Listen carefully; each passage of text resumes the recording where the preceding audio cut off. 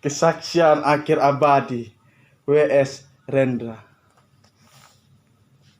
Ratap tangis menerpa pintu kalbu. Bau anyir darah mengganggu tidur malamku. Oh, tikar tafakur.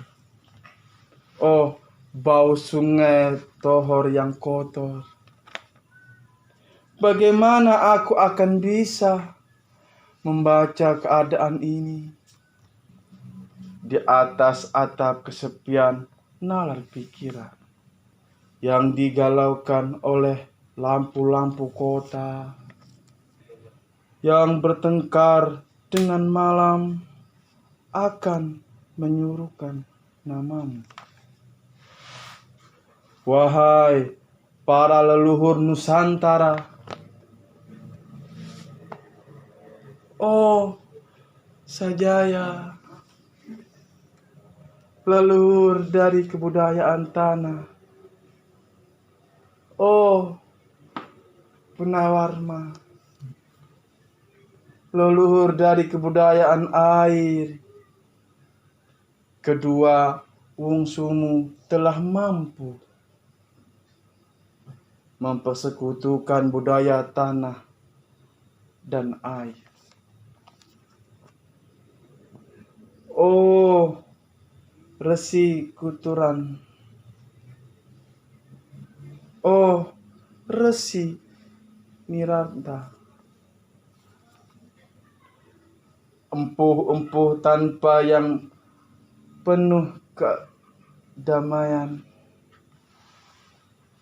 Telah kamu ajarkan tatanan hidup yang dijaga oleh dewa hukum adat. Oh, bagaimana aku bisa mengerti bahasa bising dari bangsaku kini? Oh, Kajo Lalido, bintang cemerlang tanah ungi. Negarawan yang pintar dan bijaksana, telah kamu ajarkan aturan permainan. Di dalam benturan-benturan keinginan yang berbagai ragam.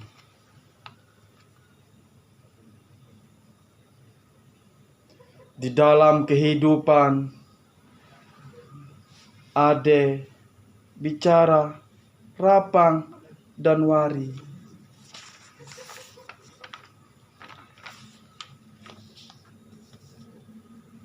Muncul dari puing-puing tanah hidup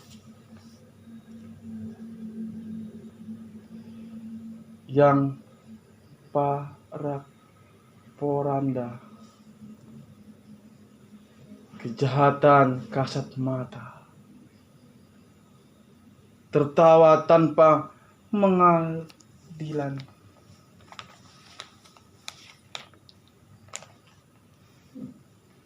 kekuasaan kekerasan, berat dan berdahak di atas bendera kebangsaan.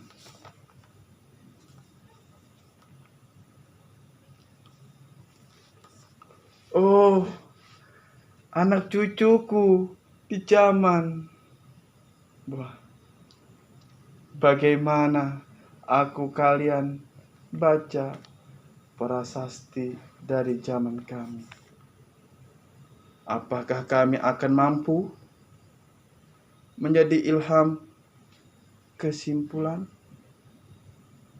Ataukah kami justru menjadi sumber masalah di dalam kehidupan? Dengan puisi ini aku bersaksi bahwa karya Indonesia belum merdeka.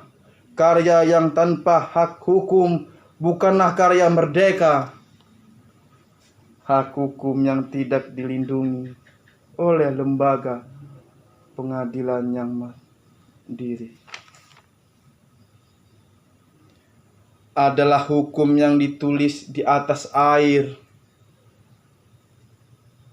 Bagaimana karya bisa merdeka bila polisi menjadi aparat pemerintah, dari tidak menjadi aparat hukum yang melindungi hak warga negara?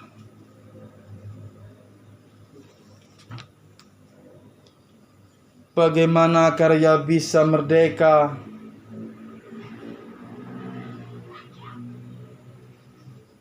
Bagaimana rakyat bisa merdeka bila birokrasi negeri tidak menjadi aparat rakyat, melainkan menjadi aparat pemerintah yang berkaus.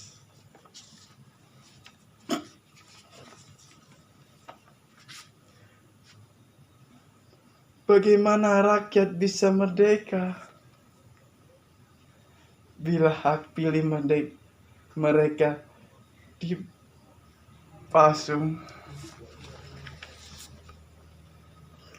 Tidak boleh memilih secara langsung wakil-wakil mereka di Dewan Perwakilan, dan juga tidak boleh memilih secara langsung. Dan partai-partai politik menganggap rakyat hanya abadi partai yang dinamakan masa politik partai. Kaulah partai atau hamba partai. Bagaimana rakyat bisa merdeka bila pemerintah melecehkan perdagangan antara daerah dan mengabadikan perkenalan sehingga rela menekan kesejahteraan buruh, petani, nelayan, guru, dan serdadu berpangkat rendah. Bagaimana rakyat bisa merdeka bila provinsi sekedar menjadi tanah jajahan pemerintahan pusat? Tidak boleh mengatur ekonomi sendiri, tatanan hidupnya sendiri, dan juga keamanannya sendiri. Ayam, serigala, macan, ataupun gajah, semuanya peka pada wilayahnya. Setiap orang juga ingin berdaulat di dalam rumah tangganya. Setiap penduduk ingin berdaulat di dalam rumah tangganya. Dan kehidupan berbangsa tidak perlu merusak daulat kedaerahan. Hasrat berbangsa adalah naluri rakyat untuk menjalani ikatan daya cipta antara suku yang penuh keanekaan kehidupan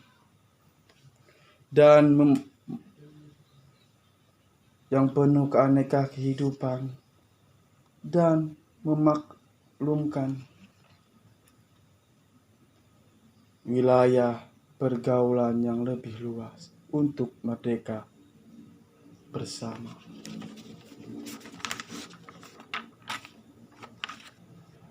penjajahan tatanan uang, penjajahan modal, penjajahan kekerasan senjata, dan penjajahan oleh partai-partai politik masih merajalela di dalam negeri.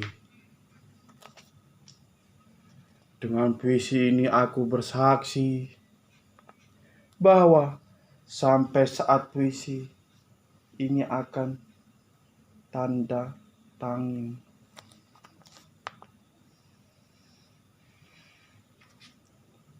para elit politik yang berkedudukan ataupun yang masih di jalan, tidak pernah memperjuangkan saranan-saranan kemerdekaan rakyat. Merdeka hanya rusuh dan gaduh, memperjuangkan kedaulatan golongan dan partainya sendiri. Mereka hanya bergulat untuk posisi sendiri.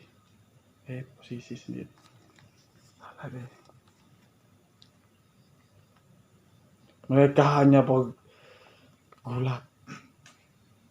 untuk posisinya sendiri. Mereka tidak peduli kepada posisi rakyat, tidak peduli kepada posisi hukum, posisi polisi, atau posisi birokrasi dengan picik. Mereka akan mendaur ulang, melapatkan bangsa dan negara yang telah terjadi. Oh, Indonesia. Indonesia. Negara yang kehilangan makna. Rakyat sudah dirusak ajas tatanan hidupnya. Berarti sudah dirusak sadar peradabannya. Dan akibatnya dirusak pula kemanusiaannya. Maka sekarang negara tinggal menjadi peta. Itu pun peta yang luas dan hampir sobek pula. Pendangkalan kehidupan bangsa telah terjadi. Tata nilai rancu, dusta, pencurian, penjarahan, dan kekerasan halal. Manusia sekedar semak belukar yang gampang dikacau dan dibakar. Paket-paket pikiran yang murah dijajankan. Penalaran amarah yang salah. Pendodoran rakyat terpecah belah. Negara tidak mungkin kembali diutuhkan tanpa rakyatnya dimanusiakan. Dan manusia tidak mungkin menjadi manusia tanpa hidupkan hati nuraninya. Hati nuraninya adalah hakim adil untuk diri kita sendiri. Hati nurani adalah sendi dari kesadaran akan kemerdekaan pribadi. Dengan puisi ini aku bersaksi bahwa hati nurani itu semakin dibakar, tidak bisa menjadi abu. Hati nurani senantiasa bisa bersemi meski sudah ditebung putus di batang. Begitulah fitrah manusia, ciptaan Tuhan yang Maha Esa. Candi Ceto, 31 September 1099.